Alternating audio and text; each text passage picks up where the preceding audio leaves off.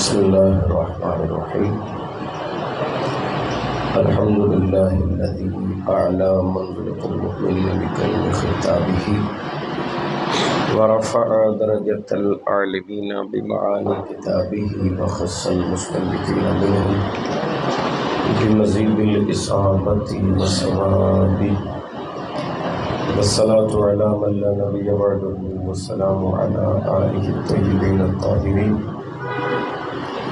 وعلى أصحابه المتأدبين المهديين وأولياء أمته وعلماء أهل سنته أجمعين، خصوصا على أبي حنيفة وأحمد رضا. أما بعد، فأعوذ بالله من الشيطان الرجيم. بسم الله الرحمن الرحيم. قال الله تبارك وتعالى في القرآن المجيد: شهر رمضان الذي أنزل فيه القرآن، صدق الله العظيم وصدق رسوله النبي الكريم الأمين. رب اشرح لي صدري ويسر لي أمري واحلل عقدة من لساني يفقهوا قولي. بندہ پروردگارم، امت احمد نبی، دوستدار چار یارم، تابع اولاد علی، مذہب حنفیہ دارم، ملت حضرت خلیل، خاک پیروں سے اعظم زیر سایہ ہر ولی. یا صاحب الجمالی و یا سید البشر، من وجهك المنیر لقد نزل القمر، لا يمكن ثناء كما كان حقه بعد الخدا بذلبطوری قصہ مختصر. قال الله تبارك وتعالى في القرآن المجيد في شأن حبيبه مخبرا وآمرا: إن الله وملائكته يصلون على النبي يا أيها الذين آمنوا صلوا عليه وسلموا تسليما. درود پاک محبت سے پڑھ لیجیے: السلام علیکم یا رسول اللہ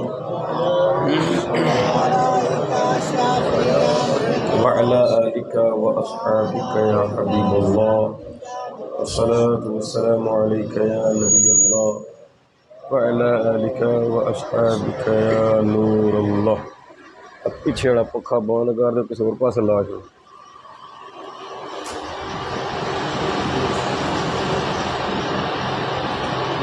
درس قرآن گر ہم نے نہ بھلایا ہوتا، درس قرآن گر ہم نے نہ بھلایا ہوتا، یہ زمانہ نہ زمانے میں ہمیں دکھایا ہوتا. وہ معزز تھے زمانے میں مسلمان ہو کر، وہ معزز تھے زمانے میں مسلمان ہو کر، اور ہم خار ہوئے تار کے قرآن ہو کر. اللہ جل وعلا و عظم اکبر کی حمد و ثنا، اور اس کے پیارے حبیب سرور کائنات، فخر موجودات، زینت بزم کائنات، شہنشاہ عالم و بنی آدم، دانۂ سبل ختم الرسل، احمد مجتبیٰ جناب محمد مصطفیٰ صلی اللہ علیہ وسلم کی ذات اقدس پر ہدیہ درود و سلام پیش کرنے کے بعد، نہایت ہی محترم و مکرم، قابل احترام ذی احتشام پیارے اسلامی بھائیوں، رسول خدا صلی اللہ علیہ وسلم کی ذات اقدس پر ہدیہ درود و سلام پیش کرنے کے بڑے فضل و برکات ہیں، جن سے کتب حدیث مالا مال ہے. حصول برکت اور نزول رحمت کے لیے درود پاک کی ایک فضیلت آپ کو گزر کرتا ہوں. چنانچہ رسالہ کشیریہ میں ہے، حضرت ابوالحسن شعرانی رحمۃ اللہ تعالیٰ علیہ آپ فرماتے ہیں: ہمارے دور کے ایک بہت بڑے عالم دین اور بہترین واعظ تھے، جن کا نام تھا منصور بن عمار رحمۃ اللہ تعالیٰ علیہ.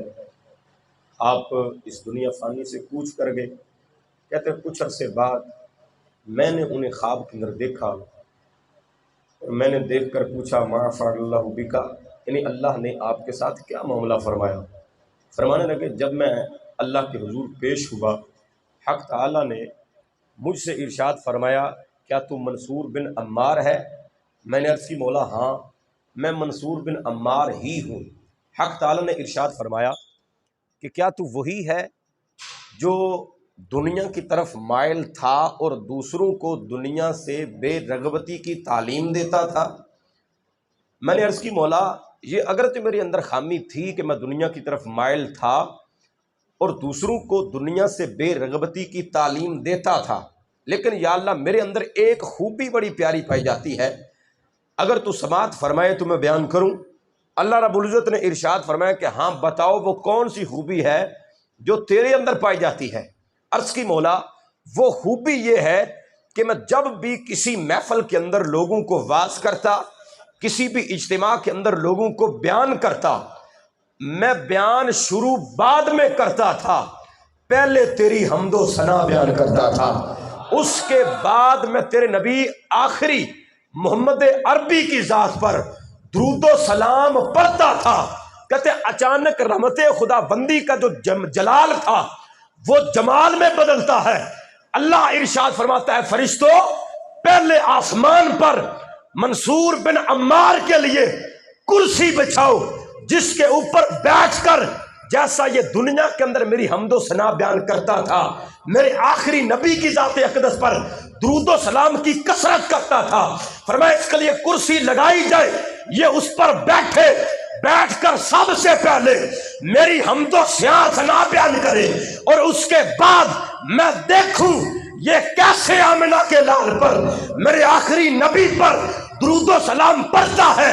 فرمایا کرسی بچھاؤ، کرسی بچھائی جاتی ہے، حضرت منصور بن عمار اس پر بیٹھتے ہیں، سب سے پہلے اللہ کی حمد و ثنا بیان کرتے ہیں، اس کے بعد محمد عربی کی ذات اقدس پر درود پڑھتے ہیں۔ اللہ فرماتا ہے اے منصور بن عمار میں نے حمد و ثنا پڑھنے کا صدقہ اور میرے آقا کی ذات پر درود پڑھنے کا صدقہ جاؤ آج میں نے تیری بخشش فرما دی ہے۔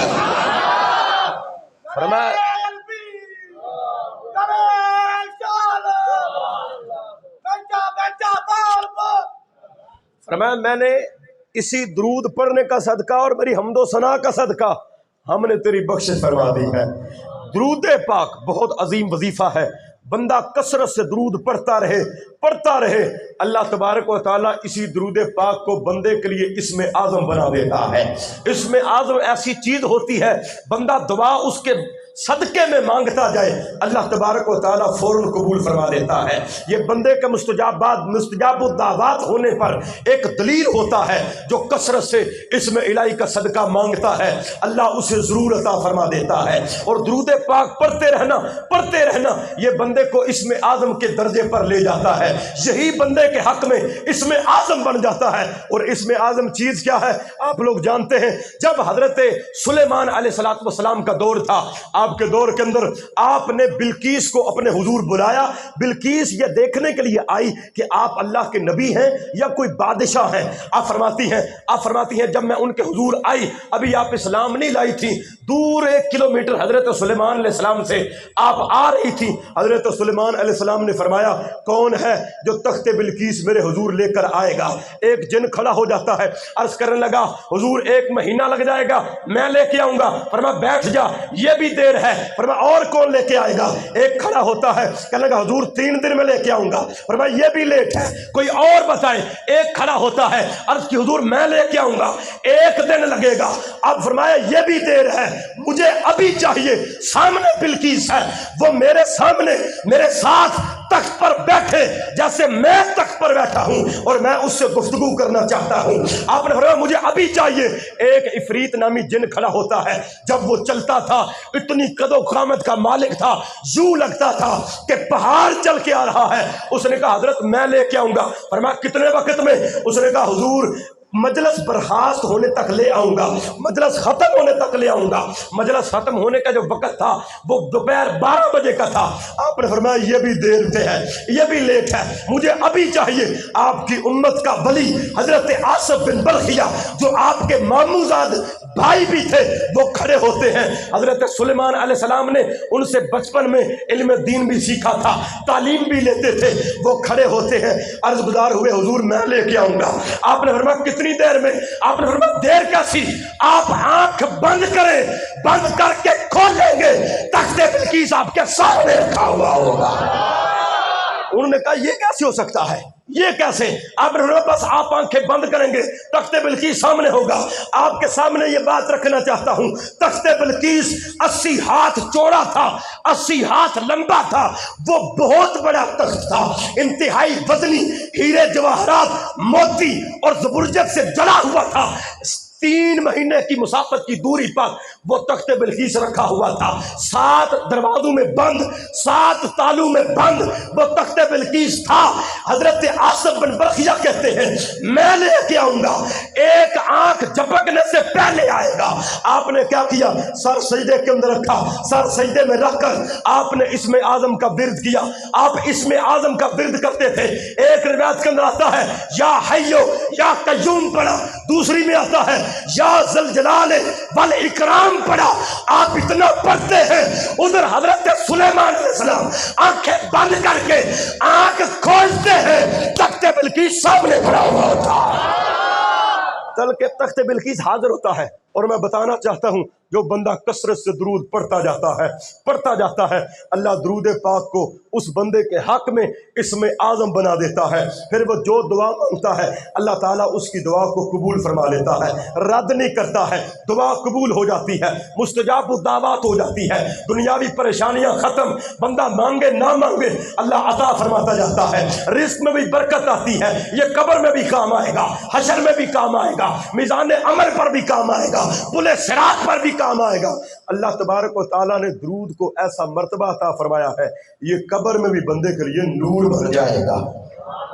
اس لیے درود پاک کی کثرت کرتے رہیں۔ شاعر کہتا ہے کہ خود اپنے جہل کا اعلان کرتے ہو، ارے غلط سمجھتے ہو پھر بھی یہ کام کرتے ہو، گر نبی سنتے نہیں صدائیں امت کی، گر نبی سنتے نہیں صدائیں امت کی، تو پھر نماز میں کس کو سلام کرتے ہو۔ اللہ تعالیٰ ہم سب کو حضور علیہ الصلوۃ والسلام کی ذات اقدس پر ہدیہ درود و سلام اٹھتے بیٹھتے چلتے پھرتے پیش کرتے رہنے کی توفیق عطا فرمائے۔ ایک دفعہ محبت سے اور بلند آواز سے درود پر پڑھ لیجیے، الصلاۃ والسلام علیک یا سیدی یا رسول اللہ، الصلاۃ والسلام علیک یا نبی اللہ وعلی آلک واصحابک یا نور اللہ۔ ماشاء اللہ معتکفین تشریف فرما ہیں، اللہ تبارک و تعالی آپ کے اعتکاف کو اپنی پاک بارگاہ کے اندر قبول و منظور فرمائے۔ کچھ احباب نے 10 دن کا اعتکاف کیا، اور کچھ ماشاءاللہ چہرے ایسے ہوں گے جو 3 دن کے لیے یہاں مسجد میں تشریف فرما ہوئے ہوں گے۔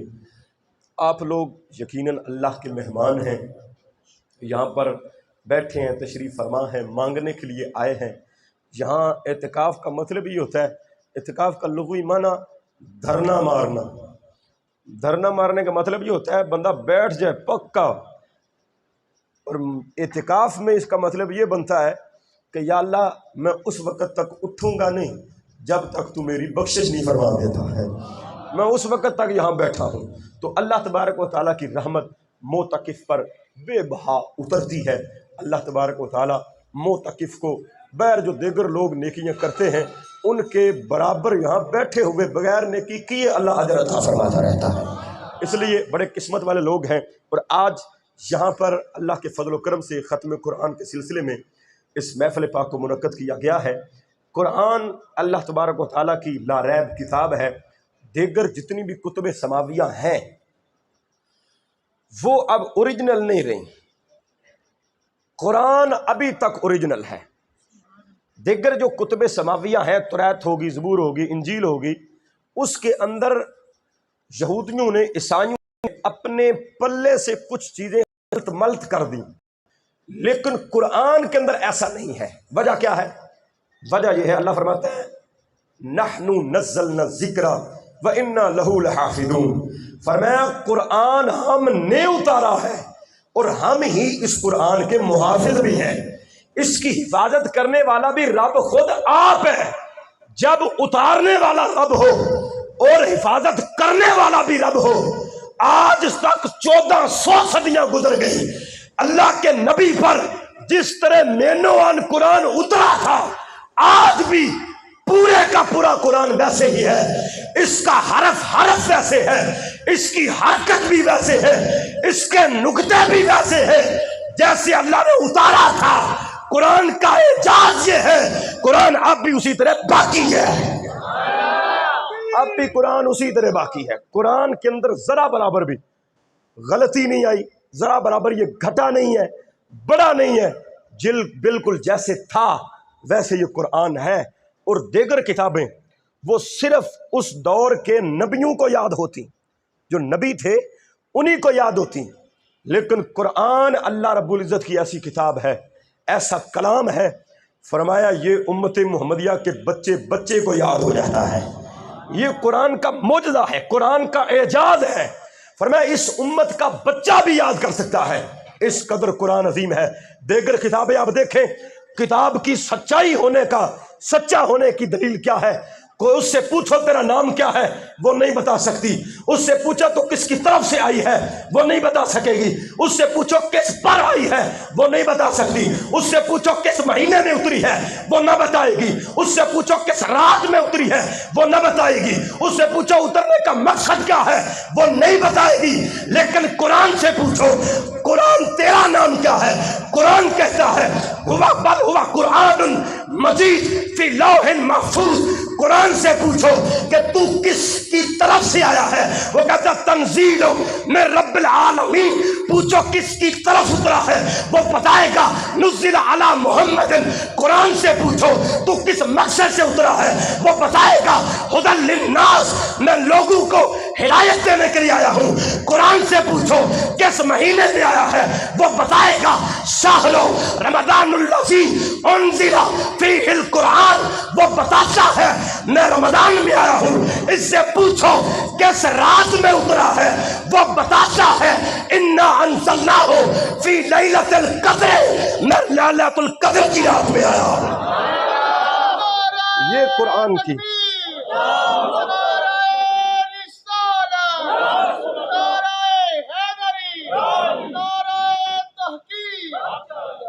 قرآن کا یہ اعجاز ہے، یہ بتاتا ہے میں کدھر سے آیا ہوں، کس کی طرف سے آیا ہوں، کس پر نازل ہوا ہوں، میرے آنے کا مقصد کیا ہے، میں کس مہینے میں اترا اور کس رات میں اترا ہوں۔ قرآن ہر چیز بتاتا ہے۔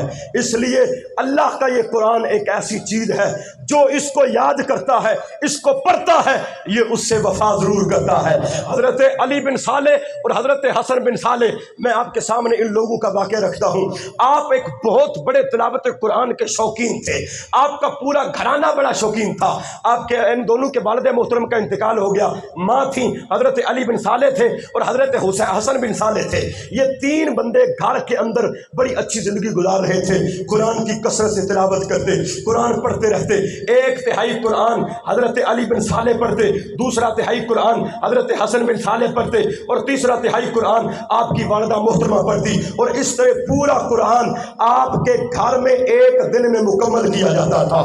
اچانک کیا ہوتا ہے، کچھ وقت گزرتا ہے، ماں کا انتقال ہو جاتا ہے، لیکن ان لوگوں کے تلاوت قرآن کے اندر ذرا برابر فرق نہیں آتا ہے۔ اب دونوں بھائی بچتے ہیں، حضرت علی بن صالح یہ آدھا قرآن پڑھتے تھے اور حضرت حسن بن صالح یہ آدھا پڑھتے، اور روزانہ کا پورا قرآن ختم کر لیتے تھے۔ پھر ایسا ہوتا ہے حضرت علی بن صالح جو بڑے بھائی تھے ان کا انتقال ہو جاتا ہے، لیکن قربان جائیں چھوٹے بھائی پر حضرت حسن بن صالح پر آپ کی تلاوت قرآن کے اندر فرق نہیں آتا ہے۔ آپ ماں کی جگہ کا بھی پڑھتے، اپنے بھائی کی جگہ کو بھی پڑھتے، اور پورا قرآن آپ ایک دن میں مکمل فرمایا کرتے تھے۔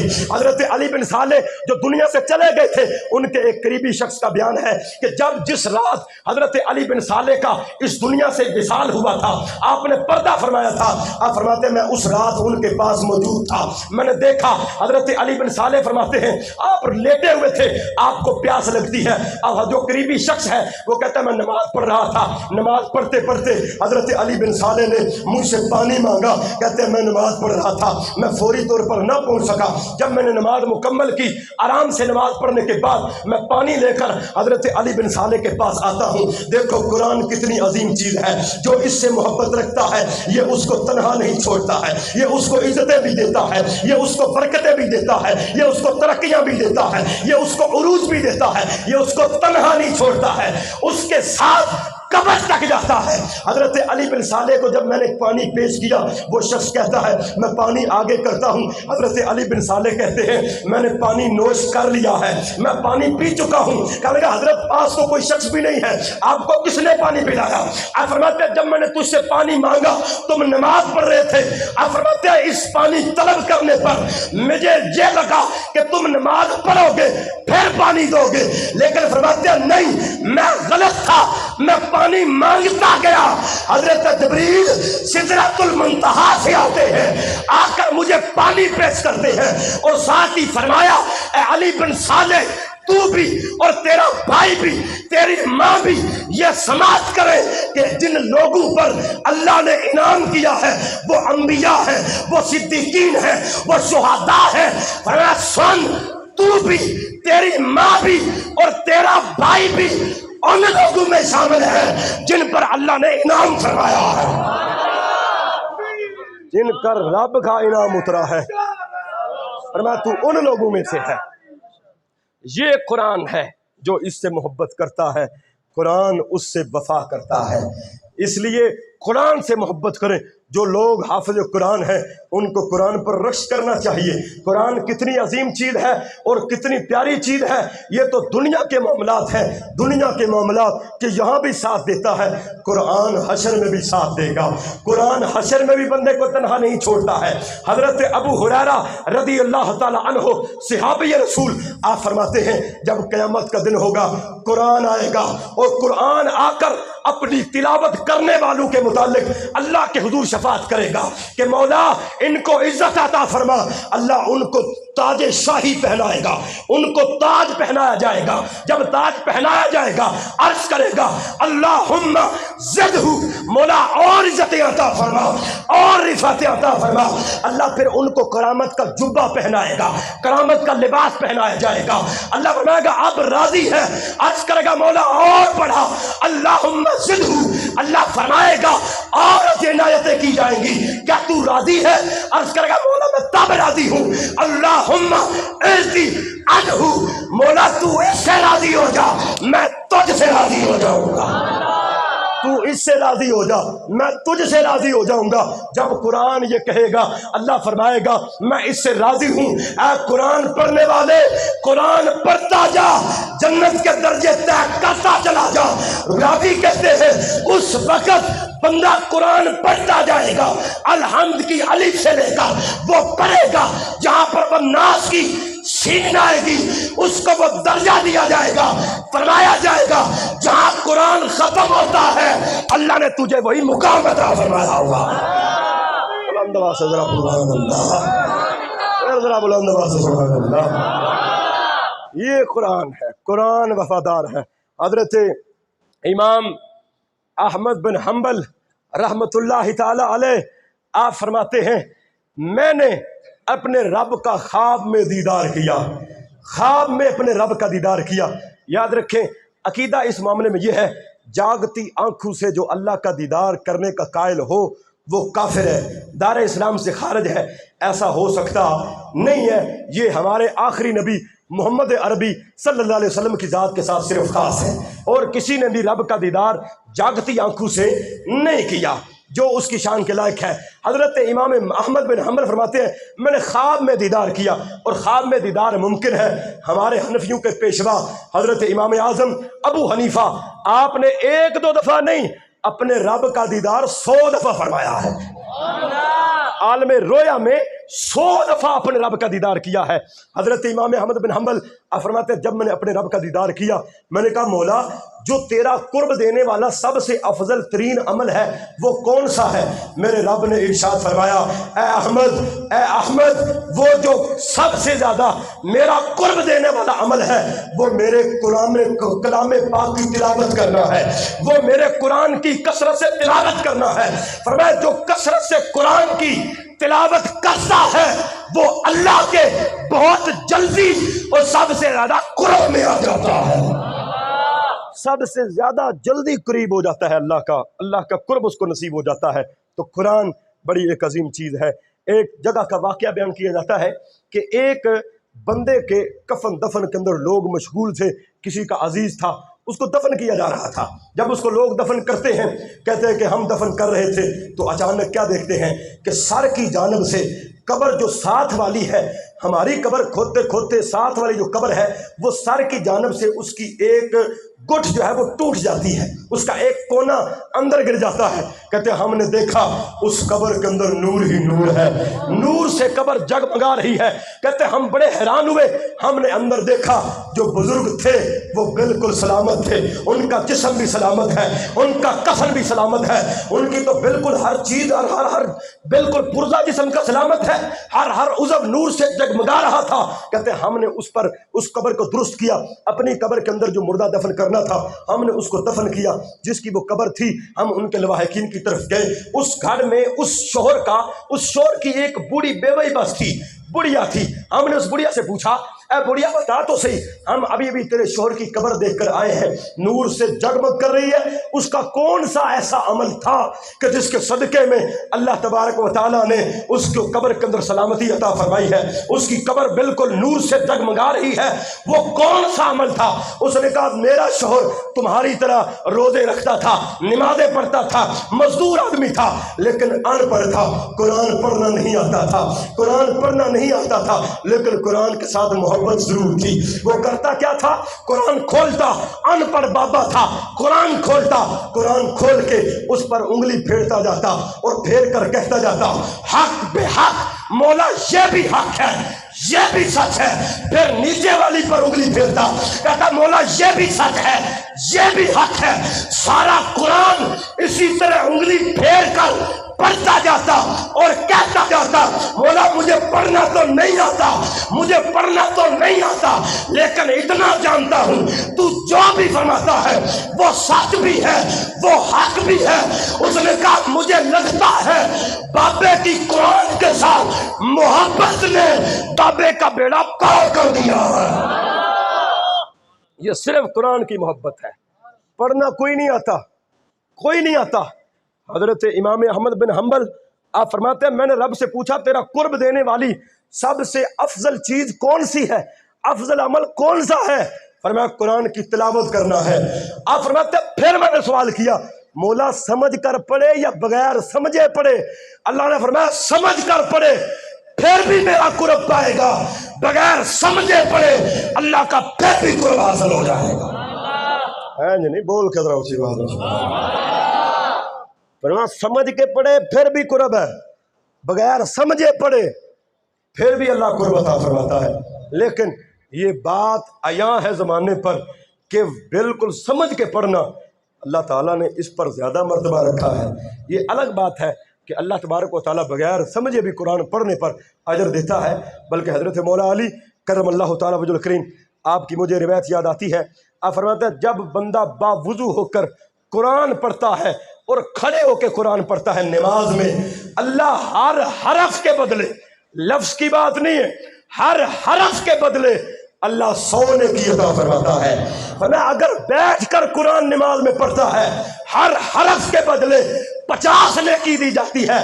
اگر قرآن ویسے بیٹھ کر باوضو ہو کے اوپر سے دیکھ کر پڑھتا ہے اللہ 25 نیکیاں دیتا ہے۔ اگر بے وضو زبانی پڑھتا ہے اللہ ہر حرف پر 10 نیکیاں عطا فرما دیتا ہے۔ یہ قرآن ہے، قرآن پڑھے۔ اور قرآن کتنی ایک عظیم چیز ہے۔ آپ کے سامنے میں حضرت فاروق اعظم رضی اللہ تعالیٰ عنہ آپ کا ایک واقعہ رکھتا ہوں۔ حضرت فاروق اعظم آپ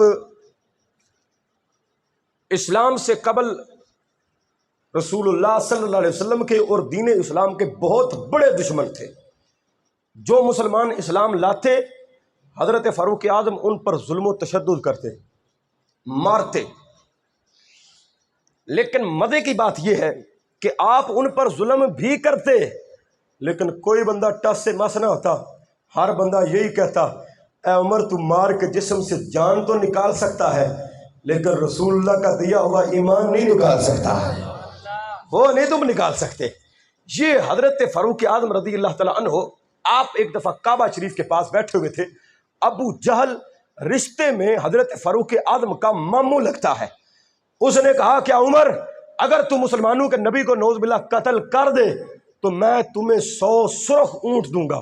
سرخ اونٹ کی قیمت دوسرے اونٹوں سے بہت زیادہ ہوتی تھی۔ اس نے کہا میں تمہیں 100 سرخ اونٹ دوں گا۔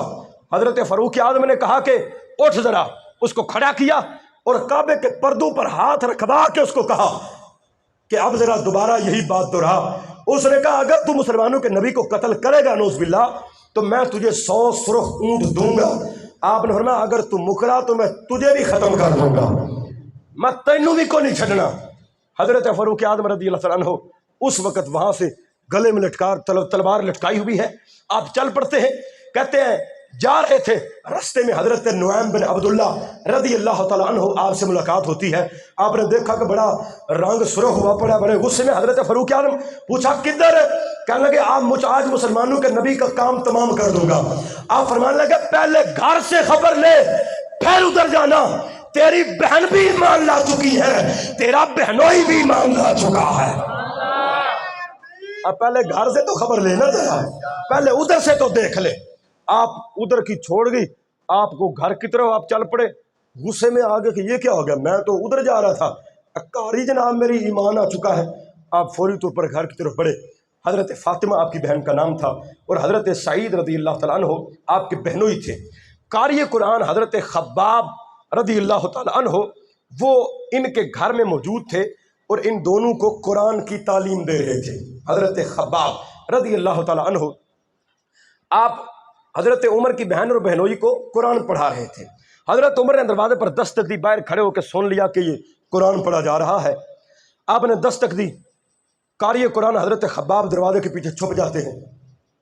حضرت عمر آ گیا، اب خیر نہیں ہے، دنیا ڈرتی تھی حضرت عمر سے۔ دروازہ کھولا حضرت عمر کی بہن نے، حضرت عمر نے پوچھا کیا کر رہے تھے؟ کہا عمر کچھ نہیں، بس بیٹھے ہوئے تھے۔ حضرت نے کہا نہیں۔ حضرت عمر نے مارنا شروع کر دیا۔ وہ قرآن کے جو اوراق تھے وہ وہاں پر رکھے ہوئے تھے، کہا تم قرآن پڑھ رہے تھے، مارا۔ حضرت آپ کے جو بہنوئی تھے وہ چھڑوانے لگتے حضرت فاطمہ کو، تو حضرت عمر نے ان کے منہ پر بھی ایک زوردار مکہ مارا، حضرت زخمی ہو کر پرے جا گرتے۔ حضرت فاطمہ کو پھر مارا۔ حضرت فاطمہ نے کہا اے عمر میں بھی اسی خطاب کی بیٹی ہوں جس کا تو بیٹا ہے۔ فرمایا تو مار مار کے ہمارے جسموں سے روح نکال سکتا ہے لیکن دین اسلام نہیں نکال سکتا ہے، محبت مصطفیٰ نہیں نکال سکتا ہے۔ حضرت عمر رک جاتے، رک گئے، رک کر کہا جب غصہ ٹھنڈا ہوا مار مار کے، کہا اچھا ایسا کرو کہ جو تم پڑھ رہے تھے وہ مجھے بھی پڑھ کے سناؤ۔ حضرت فاطمہ نے کہا تو پلیت ہے، تیرا جسم ناپاک ہے، جا ذرا غسل کر کے آ اور پھر آ، پھر تجھے سناتے ہیں۔ غسل کر کے آئے، قاری قرآن حضرت خباب بھی نکل آتے ہیں۔ آپ نے اپنے لہجے میں قرآن پڑھا، قرآن پڑھتے جاتے ہیں۔ حضرت عمر کے دل پر سیرا قرآن اثر کرتا جاتا ہے، قرآن پڑھتے جاتے ہیں، زنگ اترتا جاتا ہے، آنکھوں سے اشکوں کی برسات جاری ہو جاتی ہے۔ حضرت عمر کہتے ہیں مجھے لے چلو مصطفیٰ کے پاس، میں حضور کا کلمہ پڑھ کے مسلمان ہونا چاہتا ہوں۔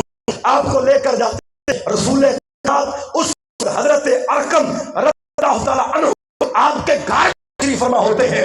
صحابی رسول حضرت سعید اور حضرت خباب بھی آپ کو لے کر جب چلتے ہیں، تلوار اسی طرح گلے میں لٹکی ہوئی ہے۔ جب دار ارقم پہنچتے ہیں، دروازہ پھٹیوں کا بنا ہوا تھا، اس کے جو بیچ میں سوراخ ہوتے ہیں اس کے اندر سے صحابہ کو حضرت عمر دکھائی دیتے ہیں۔ کلگر عمر آ رہے ہیں۔ حضرت امیر حمزہ جو سرکار کے چچا تھے جن کو شیر خدا کہا جاتا ہے، آپ فرماتے ہیں صحابہ پریشان نہ ہو، اگر عمر اچھے ارادے سے آ رہا ہے تو ہم خیر مقدم کریں گے، اگر برے ارادے سے آ رہا ہے تو عمر کی تلوار سے اس کا سر دھڑ سے جدا کر کے رکھ دیا جائے گا۔ اور میں ایڈی بھی گل کوئی نہیں، اسی بھی شیر خدا ہوں۔ آپ نے فرمایا اس کا سر اسی کے تلوار سے جدا کر دیا جائے گا۔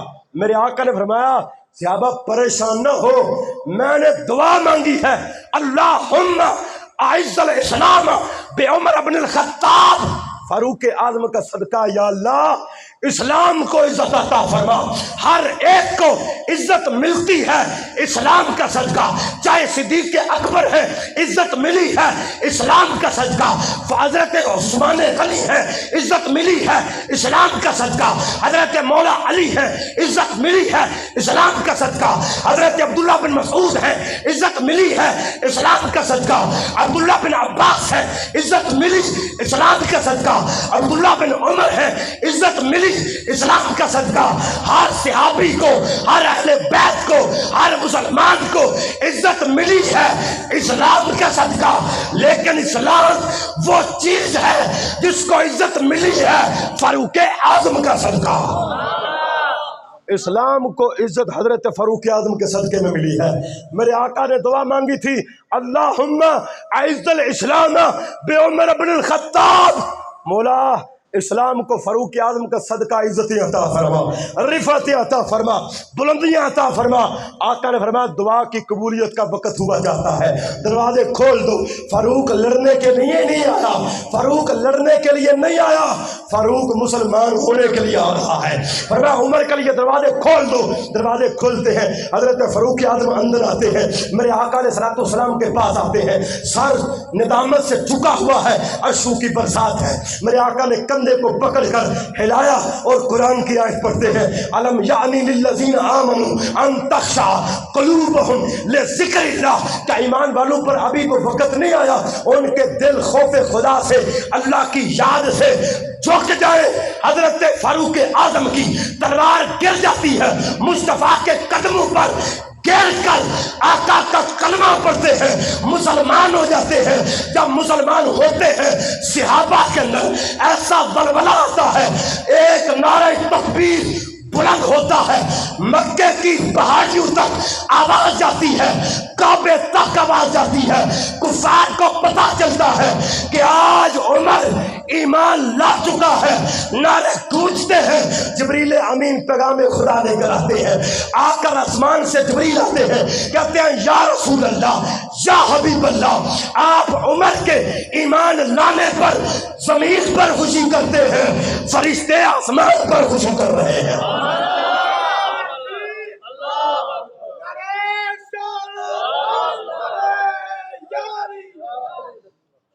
یہ قرآن کا اعجاز ہے۔ قرآن کے صدقے میں حضرت فاروق اعظم کو ایمان ملا، زنگ اتر چکا تھا حضرت فاروق اعظم کے دل کا، اور ایمان لے آئے۔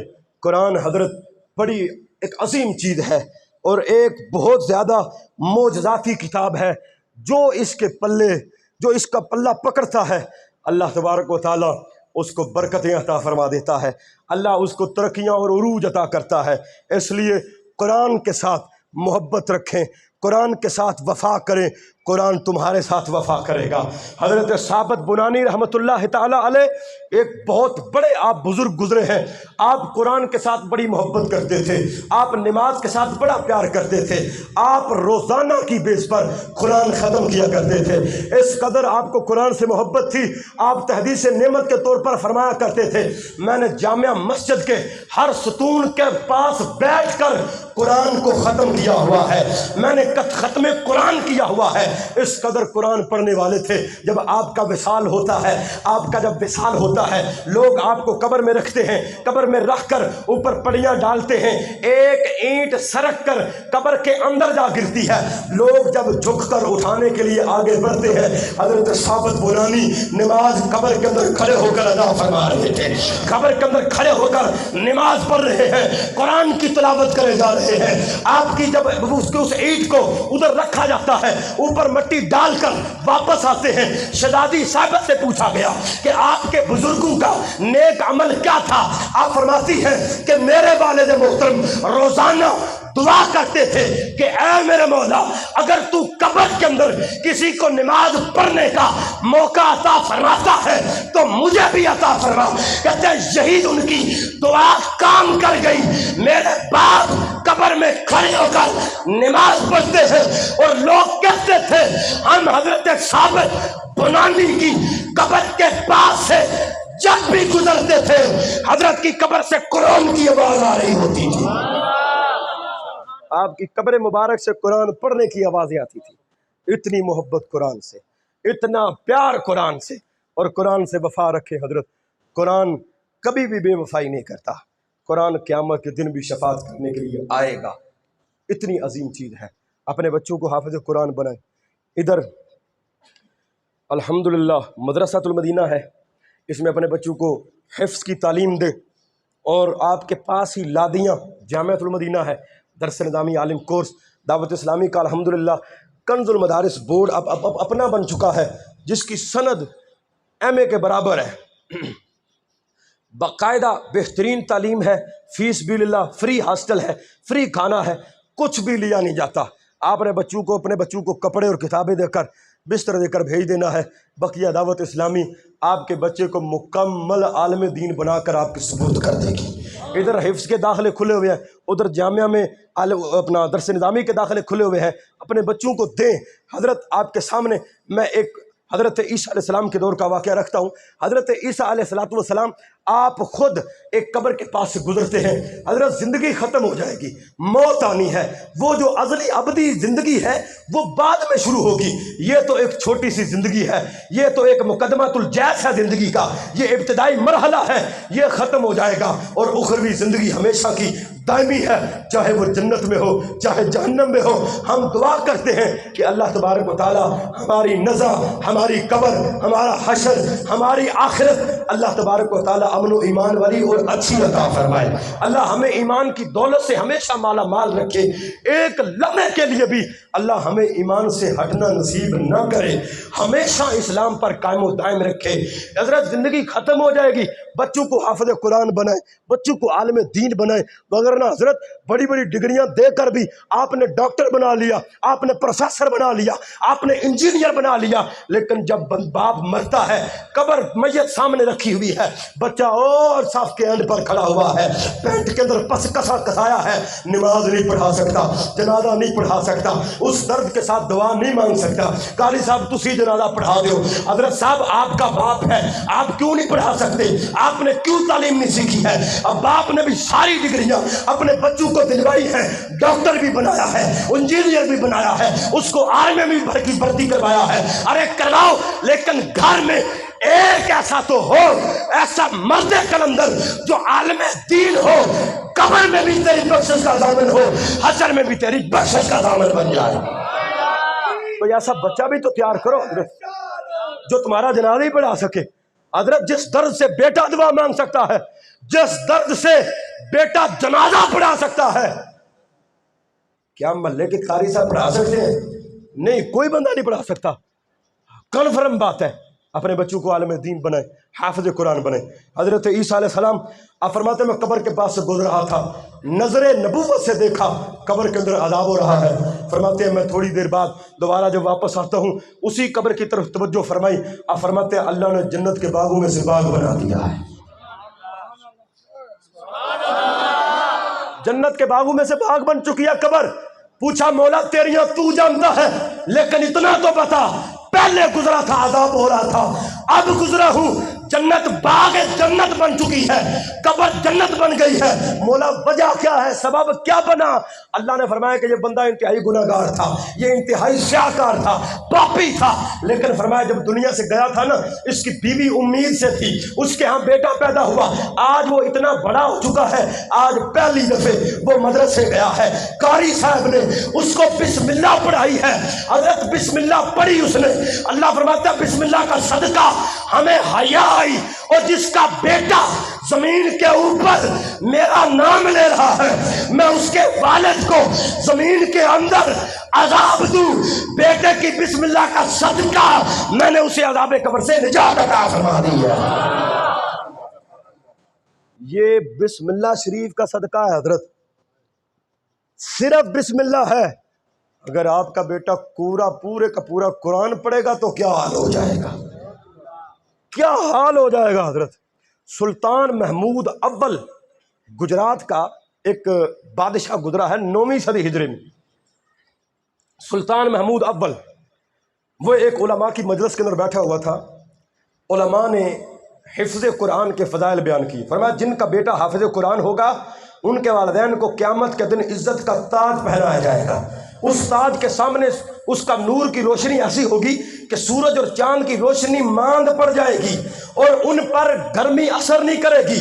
لوگ تانبے کی دھکتی زمین پر ہوں گے، سدا نیزے پر سورج رہ کر آگ برسا رہا ہوگا، لیکن جس کے بچے حافظ قرآن ہوں گے وہ والدین نور رحمت میں ہوں گے، ان پر سورج کی گرمی اثر نہیں کرے گی، ان کو تاج شاہی بھی پہنایا جائے گا. سلطان محمود اول نے آہ بھری کہا، آہ میں اپنے کسی بیٹے کو بھی حافظ قرآن نہ بنا سکا. اسی مجلس کے اندر سلطان محمود اول کا بیٹا خلیل خان بھی بیٹھا ہوا تھا.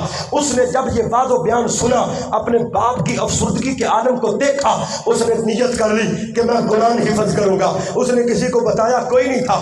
وہ نکلا، عید کرنے کے بعد نکل جاتا ہے اور جا کر حفظ قرآن کرنے میں مشغول ہو جاتا ہے. 1 سال پورا گزرتا ہے. اس کے دوران اس کو آنکھوں کا مرض بھی لاحق ہوتا ہے کہ سرخی اتر آتی ہے.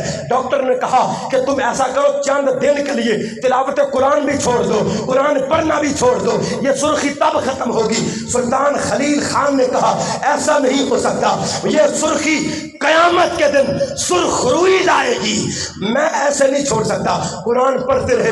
انتھک محنت کے بعد 1 سال میں قرآن مکمل حفظ کر لیتے ہیں. قرآن مکمل کر کے سال کے بعد خلیل خان آتا ہے. رمضان کا مہینہ آیا، تراویح پڑھانے کے لیے اپنے باپ سے اجازت مانگی. کہا میں تراویح پڑھاؤں گا. بیٹا یہ کیسے؟ کہا میں نے قرآن حفظ کیا ہے. فرمایا کب؟ آپ نے فرمایا، اس نے کہا کہ یاد کرو ابا جان، جب آپ علماء کی مجلس میں بیٹھے تھے، علماء نے حافظ قرآن کے والدین کے فضائل بیان کیے تھے، آپ افسردہ ہو گئے. آپ کا بیٹا حافظ قرآن نہیں تھا. میں نے اس روز سے ٹھان لیا میں حفظ کروں گا، اپنے باپ کے سر پر عزت کا تاج پہناؤں گا. قیامت کے دن میرے باپ کے سر پر وہ تاج شاہی آئے گا. جیسے دنیا میں عزت ہے ایسے آخرت میں بھی اللہ سے عزت دلواؤں گا. اس لیے میں حافظ قرآن بن کے آیا ہوں. حضرت خلیل آگے کھڑے ہوتے ہیں. خلیفہ سلطان محمود اول پیچھے کھڑا ہوتا ہے، اپنے بچے سے تراویح سماعت کرتا ہے، قرآن سنتا ہے. خلیل خان نے پہلے دن پورا قرآن تراویح میں سنا دیا، دوسرے دن بھی پورا قرآن، 16 دن مسلسل پورا قرآن سناتا ہے، 16 قرآن ختم کر دیتا ہے. باپ نے اپنے بیٹے کو سینے سے لگایا اور ماتھے پر بوسہ دیا. ماتھے پر بوسہ دے کر کہتا ہے، اور میرے بچے تیرا شکریہ میں کیسے ادا کروں کہ جس نے اپنے باپ کو دنیا میں بھی عزت عطا کی ہے آخرت میں بھی تاج پہنوائے گا.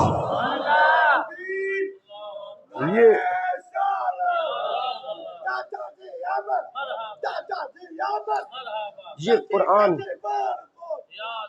قرآن ہے، عزتیں عطا کرتا ہے. خدا را اپنے بچوں کو عالم دین بنائے، حافظ قرآن بنائے، وارے نیارے ہو جائیں گے، زندگی حضرت ختم ہو جائے گی. اللہ تبارک و تعالیٰ کا کروڑوں اللہ کی رحمتیں ہوں مولانا الیاس قادری پر، کہ جس نے حضرت ہزاروں مدارس پیدا فرما دیے. ایک مرد قلندر کی نگاہ جب اٹھتی ہے دارالافتاء بن جاتا ہے، اگر پھر اٹھتی ہے جامعات المدینہ بن جاتے ہیں، اگر کہیں اور نگاہ ڈالتا ہے تو مدارس المدینہ بن جاتے ہیں. ایک نگاہ ڈالی مدنی چینل آ گیا. حضرت جیلو میں دین کی تعلیم دینے والا الیاس قادری ہے. جیلو میں الیاس قادری بولتا ہے، حافظ قرآن کے اندر الیاس قادری بولتا ہے، عالم دین کے اندر الیاس قادری بولتا ہے، مفتیان کرام کے مبارک زبانوں پر الیاس قادری بولتا ہے. اس مرد قلندر کی عزت کا کیا کہنا. آپ کے سامنے ایک بات رکھ کر میں اجازت چاہوں گا. الیاس قادری اللہ کی اس وقت بہت بڑی نعمت ہے، بہت بڑی اللہ کی نعمت ہے. اعلیٰ حضرت فاضل بریلوی رحمۃ اللہ تعالیٰ علیہ، آپ کی جب عمر مبارک 18 سال ہوتی ہے، آپ کے والد محترم مفتی نقی علی خان آپ کو بریلی شریف سے لے کر مارہرا اپنے پیر خانے لے کر جاتے ہیں تاکہ میں اپنے بیٹے کو اپنے پیر صاحب کا بیعت کرواؤں. کہتے ہیں ادھر سے ہم نکلتے ہیں، ادھر سے مرد قلندر جو پیر صاحب تھے شاہ رسول مار حروی، وہ فرماتے ہیں کہ آج مجھے ایک بریلی کے عاشق رسول کی خوشبو آ رہی ہے. کوئی آ رہا ہے، دیکھا نہیں تھا، سنا نہیں تھا کہ آئے گا، پیغام نہیں آیا. اس وقت ٹیلی فونک دور نہیں تھا، اس وقت خط کا معاملہ تھا، خط اتنے میں آ نہیں سکتا. حضرت مفتی نقی علی خان اپنے بیٹے احمد رضا سنیوں کے ایمان فاضل بریلوی کو لے کر آپ آتے ہیں. مارہرا اسٹیشن پر اترتے ہیں. مارہرا کے اسٹیشن پر حضرت شاہ رسول پہلے سے احمد رضا کا استقبال کرنے کے لیے کھڑے ہوئے ہیں. کسی نے بتایا نہیں کہ احمد رضا آ رہا ہے. پیر صاحب پہلے تشریف فرما ہے. احمد رضا کو لینے کے لیے سینے لگاتے ہیں. مریدوں کا جم غفیر ہے. سینے لگا کر آپ اپنے آستانے پر لے کر آتے ہیں. مسرد خلافت پر آپ تشریف فرما ہوتے ہیں. آپ بیٹھ کر سامنے احمد رضا کو بٹھاتے ہیں, ان کو بیعت کرتے ہیں. بیعت کرنے کے بعد ساتھ ہی خلافت بھی عطا کر دیتے ہیں. ایک مرید کھڑا ہو جاتا ہے, کہنے لگا حضرت یہ کیا, آپ تو ایسا نہیں کرتے, لیکن آج خلاف معمول ایسا کر دیا. آپ تو مرید کرتے ہیں, اس کے بعد عبادتیں کرواتے ہیں, ریاضتیں کرواتے ہیں, چلے کٹواتے ہیں. پھر جب بندے کا ظاہر بھی پاک ہوتا ہے, باطن بھی پاک ہوتا ہے, اس کے بعد آپ اپنی خلافت سے نوازتے ہیں. احمد رضا آیا, اس کو بیعت بھی کر دیا, آتے ہی خلافت بھی عطا کر دی ہے. وجہ کیا ہے؟ آپ فرماتے ہیں لوگوں تم آتے ہو, تمہارا ظاہر بھی گندا, باطن بھی گندا, تمہیں ستھرا کرنے کے لیے چلے بھی کٹوائے جاتے ہیں, ریاضتیں بھی کروائی جاتی ہیں, عبادتیں بھی کروائی جاتی ہیں. لیکن احمد رضا آیا, اس کا ظاہر بھی پاک تھا, اس کا باطن بھی پاک تھا, صرف اس کو نسبت کی حاجت تھی, وہ میں نے عطا کر دی. اور فرمایا تم احمد رضا پر اعتراض کرتے ہو کہ میں نے اس کو خلافت کیوں دی ہے. فرمایا سنو, میں پریشان تھا کہ اگر قیامت کے دن مجھ سے محشر کے بڑے میدان میں رب نے پوچھا کہ شاہ رسول میرے پاس کیا لے کے آیا ہے, میرے پاس آج تک کوئی جواب نہیں تھا, لیکن اب مجھے اس سوال کا جواب مل گیا ہے. اگر رب نے پوچھا کہ کیا لایا ہے, میں عرض کروں گا مولا اور کچھ نہیں, تیرے حضور احمد رضا لے کے آیا ہوں. اللہ قدر اونچی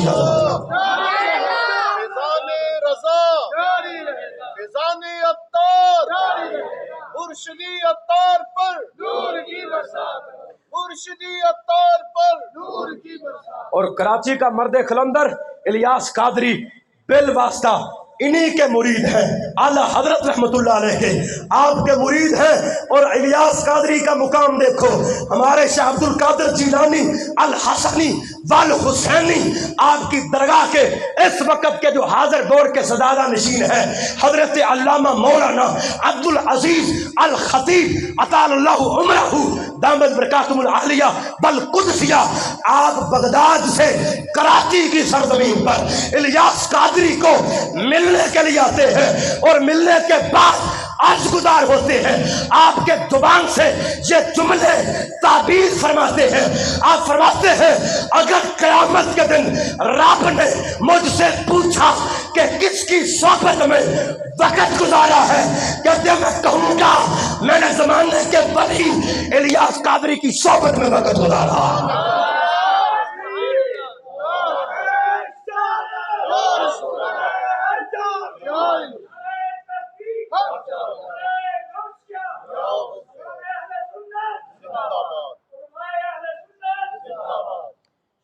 یہ ہمارے پیر و مرشد مولانا الیاس قادری کی ذات ہے. اللہ تعالیٰ ان کا سایہ ہمارے سروں پر قائم و دائم فرمائے, اور ان کی بنائی ہوئی دعوت اسلامی کو دن دگنی رات چگنی ترقیاں اور عروج عطا فرمائے. الحمدللہ ہزاروں کی تعداد میں مدارس ہیں, جامعات ہیں, مساجد ہیں. حضرت مساجد کی تو پھر بات ہی کیا ہے, فقط حضرت مولا علی رضی اللہ تعالیٰ عنہ آپ کے نام پر فیضان مشکل کشا مولا علی شیر خدا کے نام پر 2100 مساجد دعوت اسلامی نے بنائی. 2100. حضرت یہ الیاس قادری ہے, دین کا کام کر کے بتایا ہے.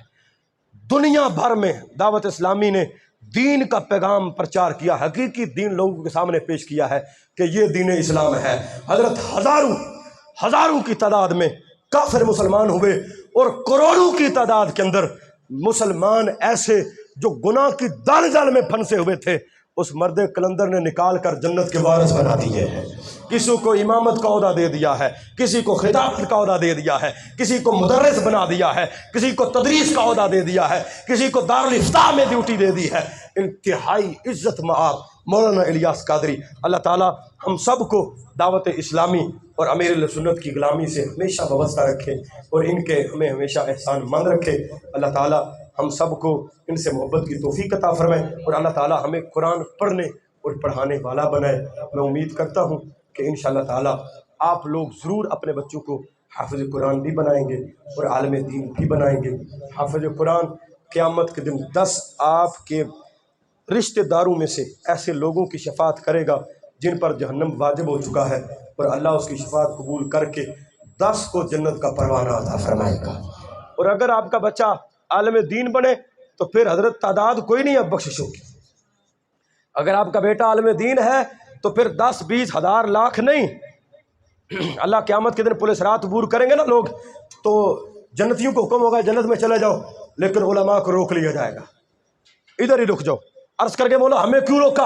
ہم نے دن رات تیرے دین کا پرچار کیا، ہم نے نہ دن دیکھا نہ رات، نہ صبح دیکھی نہ شام، نہ سردی نہ گرمی، نہ دھند نہ بارش، تیرے دین کی اشاعت کی ہے۔ بولا ہمیں کیوں روکا؟ اللہ فرمائے گا تم ٹھہرو، آج دنیا کو تمہاری عزت اور شوکت دکھانی ہے کہ علماء کی شان کتنی زیادہ ہے۔ فرمایا ٹھہرو، یہ لمبی کتاریں دوزخیوں کی لگی ہوئی ہے۔ فرمایا جو تمہارے رشتے دار ہیں، جو تمہارے شاگرد ہیں، جن کو تم جانتے ہو، جس نے دنیا کے اندر تمہارے ساتھ ادنا سی نیکی کی ہے، تمہاری خدمت کی ہے، اور تمہیں وضو کے لیے لوٹے سے پانی وضو کروایا ہے، فرمایا جس جس کو جانتے ہو شفاعت کرتے جاؤ، اللہ ان کو بخشش کا پروانہ عطا فرماتا چلا جائے۔ وہ لاکھوں کی تعداد میں علماء کی شفاعت کا صدقہ لوگ داخل جنت ہو جائیں گے۔ اس لیے اپنے بچوں کو حضرت عالم دین بنائیں، عالم بنائیں، حافظ قرآن بنائیں۔ اب جس کے جی میں آئے وہی پائے روشنی، اب جس کے جی میں آئے وہی پائے روشنی۔ ہم نے تو دل جلا کے سر عام رکھ دیا۔ بآخر دعوانا ان الحمدللہ۔